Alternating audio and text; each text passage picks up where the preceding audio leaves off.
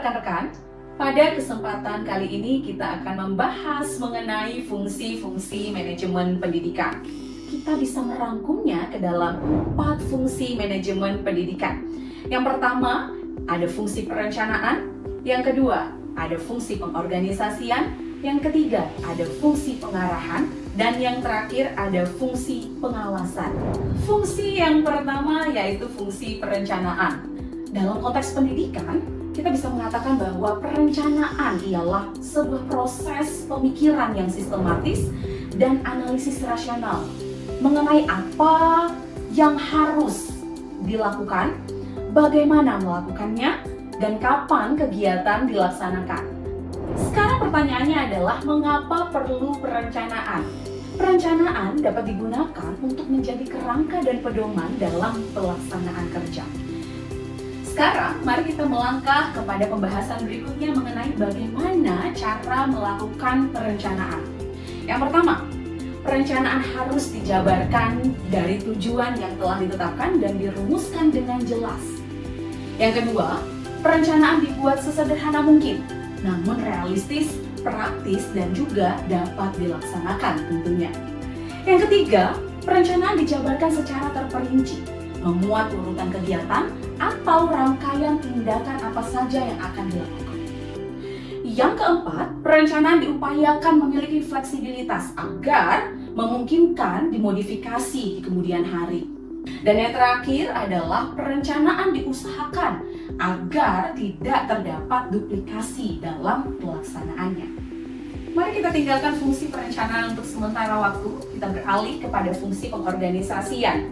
Pengorganisasian adalah proses pembagian kerja ke dalam tugas-tugas yang lebih kecil, membebankan tugas-tugas itu kepada orang yang dianggap mampu dan sesuai dengan kemampuannya, mengalokasikan sumber daya, dan mengkoordinasikan demi efektivitas pencapaian tujuan organisasi. Beralih kepada bagian berikutnya, mengapa perlu pengorganisasian? Yang pertama adalah agar antar bidang yang satu dengan bidang yang lainnya dapat diketahui batas-batasnya. Yang kedua yaitu dengan penugasan yang jelas, masing-masing mengetahui wewenang dan kewajibannya. Kita masuk kepada fungsi yang berikutnya yaitu fungsi pengarahan. Pada dasarnya pengarahan berkaitan dengan memotivasi, mengkomunikasikan dinamika dalam berkelompok dan juga terkait dengan kepemimpinan. Pengarahan bertujuan agar pelaksanaan tugas dapat berjalan dengan lancar.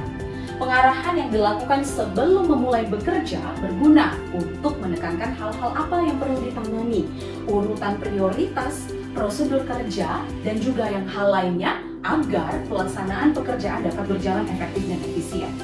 Wow, kita sudah sampai kepada fungsi yang terakhir yaitu fungsi pengawasan. Istilah pengawasan juga bisa diartikan atau disamakan dengan pengendalian yang diperlukan untuk memastikan bahwa suatu aktivitas atau kegiatan dapat berjalan sesuai dengan apa yang direncanakan. Pertanyaan yang terakhir yang sama, yaitu mengapa perlu adanya pengawasan?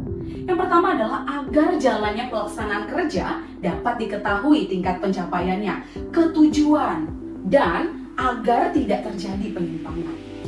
Yang berikutnya adalah sebagai kontrol atau pengawasan atau pengendalian untuk mengukur tingkat efisiensi dan efektivitas kegiatan yang berlangsung tentunya.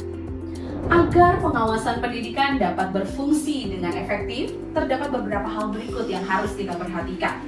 Yang pertama, pengawasan harus dikaitkan dengan tujuan dan kriteria yang digunakan dalam sistem pendidikan, yaitu relevansi, efektivitas, efisiensi, dan juga produktivitas.